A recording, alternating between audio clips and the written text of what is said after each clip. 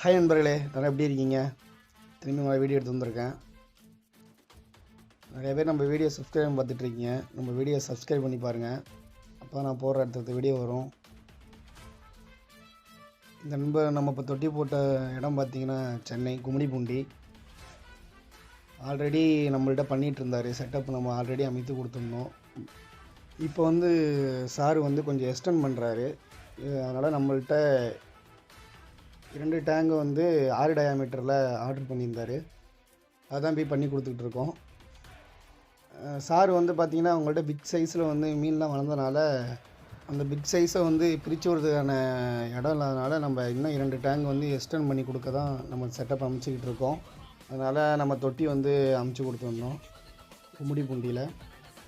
இப்போ நீங்கள் பார்த்தீங்கன்னா தெரியும், இதுதான் ஜிஐ வெல்டு மிஸ்ஸும்பாங்க. 2க்கு 2 கேஜி பார்த்தீங்கன்னா உங்களுக்கு 8 கேஜி போட்டிருக்கோம். நல்ல இது பார்த்தீங்கன்னா பி கிளாஸ். இது பார்த்தீங்கன்னா நல்ல குவாலிட்டியான மெட்டீரியல் தான் நாங்கள் யூஸ் பண்ணியிருக்கோம். ஏன்னா கொஞ்சம் லைஃப் வரணும். நம்ம 6 டயாமீட்டர் 2 டங்கு போடுறதுனால இப்போ அவங்களுக்கு போய் பார்த்தீங்கன்னா நம்ம இடம்லாம் நம்மளே தான் செட் பண்ணிக்கிட்டோம். ஜேசிபி வர சொல்லி கொஞ்சம் மண்ணெல்லாம் நம்மளுக்கு தேவையான மாரி பண்ணிக்க சொன்னாங்க. அதேமாதிரி நம்மளும் பண்ணிக்கிட்டோம், மட்டம் பண்ணி. ஏன்னா எப்பொழுதும் சொல்லியிருக்கேன், ஏன்னா கொஞ்சம் நம்ம இருக்கிறத கொஞ்சம் மேடாக இருந்தால் தான் தண்ணி ட்ரைனேஜ் பண்ண ஈஸியாக இருக்கும்.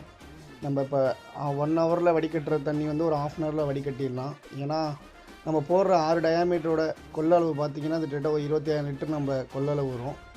அப்படிங்கும்போது அதோட வடிகாலுங்கும் போது கொஞ்சம் வேகமாக வடிஞ்சால் தானே கொஞ்சம் குயிக்காக நம்மளால் அடுத்த ப்ராசஸ் பண்ண முடியும். ஏன்னா சில பேர் பார்த்திங்கன்னா குயிக்காக வேலையை முடியும்னு நினைப்பாங்க.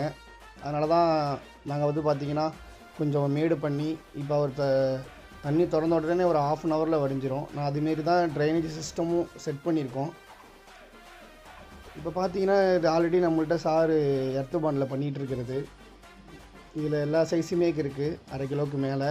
இதை தான் நம்ம கிரேடிங் பண்ணுறதுக்காக டேங்க் செட்டப் அமைச்சிக்கிட்டு இருக்கோம். பார்த்தா தெரியும் உங்களுக்கு. இது பார்த்திங்கன்னா சைஸ் பார்த்திங்கன்னா 20க்கு 30. இது மொத்தம் நாங்கள் அதில் 5000 பீஸு விட்டோம். சாருக்கு பார்த்திங்கன்னா எல்லாமே பிக் சைஸில் வளர்ந்துட்டு ஆல்ரெடி சார் இதில் தான் சேல்ஸ் பண்ணிக்கிட்டு இருக்காங்க. அவங்களுக்கு கிரேடிங் பண்ணுறதுக்கான இடமும் அவங்களால ரெடி பண்ண முடியாதனால எது நம்மள்ட்ட பெட்டராக இருக்குமோ அதை நம்ம ரெடி பண்ணி கொடுத்துட்ருக்கோம். அதனால தான் டேங்க் செட்டப் போட்டு கொடுத்துட்ருக்கோம். இதில் பார்த்தீங்கன்னா அவங்க ஒரு டேங்குக்கு 400 கிலோ வளர்க்கும் போது 2 டேங்கு அவங்களால 800 கிலோ ஸ்டாக் பண்ண முடியும். அதனால் நம்ம பார்த்திங்கன்னா அவங்களுக்கு சாருக்கு நம்ம 300 கிலோ போடுற மாரி ரெடி பண்ணி 2 டேங்க் செட்டப் அமைச்சு கொடுத்துருக்கோம். அவங்க பெட்டராக இருந்தனால தான் நம்மளை தேர்ந்தெடுக்கிறாங்க. அதுமாரி தான் நம்ம நண்பரும் நிறைய பேர் நல்லா பெட்டராக பண்ணிக்கிட்டு இருக்காங்க. நல்ல கல்ச்சரை எடுத்துக்கிட்டு இருக்காங்க. ஏன்னா ஆல்ரெடி சொல்லியிருந்தேன், ஒரு சிஸ்டத்தை நம்ம கரெக்டாக கொண்டு போனால் மட்டும்தான் அதை சக்ஸஸ் பண்ண முடியும். ஏன்னா ஆல்ரெடி இது கொஞ்சம் உயிர் சம்மந்தமான பொருள்னால நம்ம பார்த்து சேஃபாக தான் எப்போதும் வளர்க்கணும்.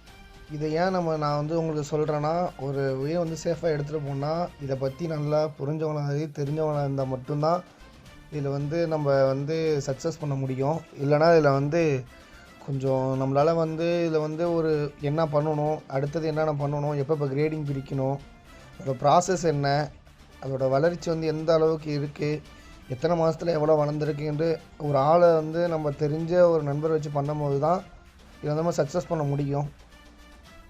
நிறைய நண்பர் கேட்டுக்கிட்டு இருக்காங்க, ஏரேஷன் மோட்ரு போடலாமான்னு கேட்குறாங்க. நண்பருக்கு புரியவே இல்லை. நிறைய பேர் என்கிட்ட கேட்குறாங்க.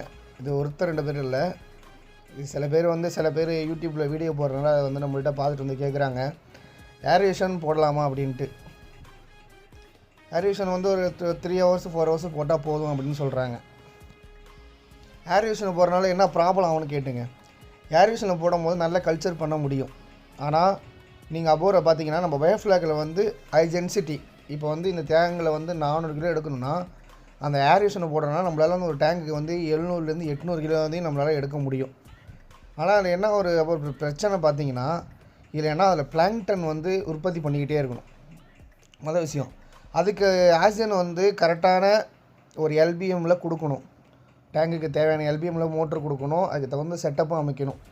இது மொதல் விஷயம். 2வது பார்த்தீங்கன்னா, இப்போ நம்ம பிளாங்டன் உற்பத்தி பண்ணுறோம்ல, அதில் அந்த பிளாங்டன் பார்த்திங்கன்னா நம்ம உற்பத்தி பண்ணுறோம்ல, நல்ல பிளான்டன், நல்ல உயிரணுக்கள் அதில் உற்பத்தி பண்ணுவோம். ப்ரோபயோட்டிக் கொடுத்து மொலாசிஸ் பார்த்திங்கன்னா வெல்லம் இதெல்லாம் கொடுத்து நம்ம ரெடி பண்ணுவோம். அது ஒரு 7 days ப்ராசஸ். அதை நான் அடுத்த வீடியோவில் உங்களுக்கு தெளிவாக புரிய வைக்கிறேன்.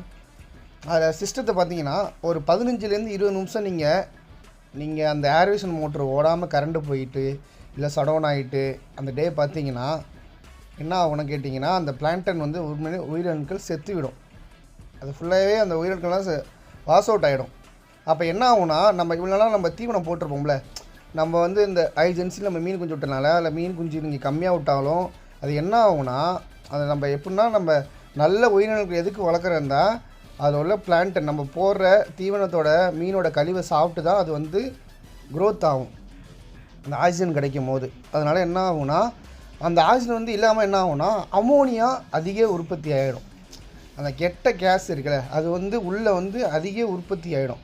அதனால் என்ன ஆகும்னா, அந்த கெட்ட கேஸ் அதிகமாகும் போது மீன்களுக்கு வந்து சரியான ஆக்சிஜன் கிடைக்காதனால என்ன ஆகும்னா, அது அடியில் வந்து இந்த அமோனியா கேஸ் வந்து அப்படியே ஃபுல்லாகவே மீனை வந்து அஃபெக்ட் பண்ண ஆரம்பிக்கும். மொதல் விஷயம் அதுமாரி வந்து அப்படியே செவுலில் வந்து அஃபெக்ட் பண்ண ஆரம்பிக்கும். ஒரு மீன்லேயும் காயம் வரும்.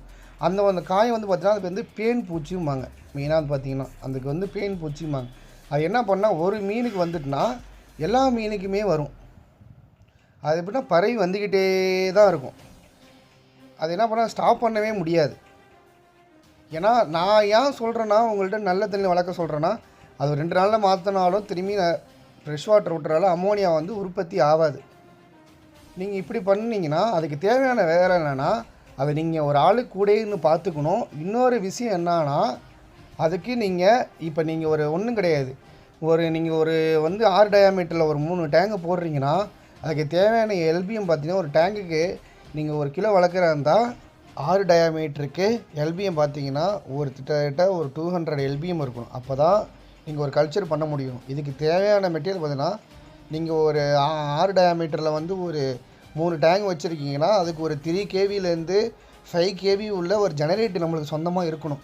அது இருந்தால் மட்டும்தான் நீங்கள் பிளான்டன் வச்சு உற்பத்தி பண்ணும் போது நீங்கள் இதுலேருந்து சேஃபாக வெளில வர முடியும். இது என்ன வேணும்னா, இதை பற்றி நிறையா தெரிஞ்சிக்க வேண்டியதெல்லாம் இருக்குது. கோன் இருக்கணும், அதில் வந்து எவ்வளோ ஃப்ளாக் மெயின்டைன் பண்ணணும், இவ்வளோ விஷயம் இருக்குது. இதெல்லாம் இல்லைன்னா அந்த உயிரினங்களுக்கு வந்து உள்ளே இருக்காது, இறந்துடும். அதனால் நம்ம நிறையா ஃபேஸ் பண்ணுற மாரி இருக்கும், நிறையா லாஸை ஃபேஸ் பண்ணுற மாரி இருக்கும். அதனால் வந்து ஏர்வேஷன் சிஸ்டங்கிறது வந்து ஒரு ப்ராப்பரான சிஸ்டம். இதுதான் உங்களுக்கு அடுத்த வீடியோவில் தெளிவாக உங்களுக்கு புரிய வைக்கிறேன். நெக்ஸ்ட் வீடியோவில் சந்திப்போம்.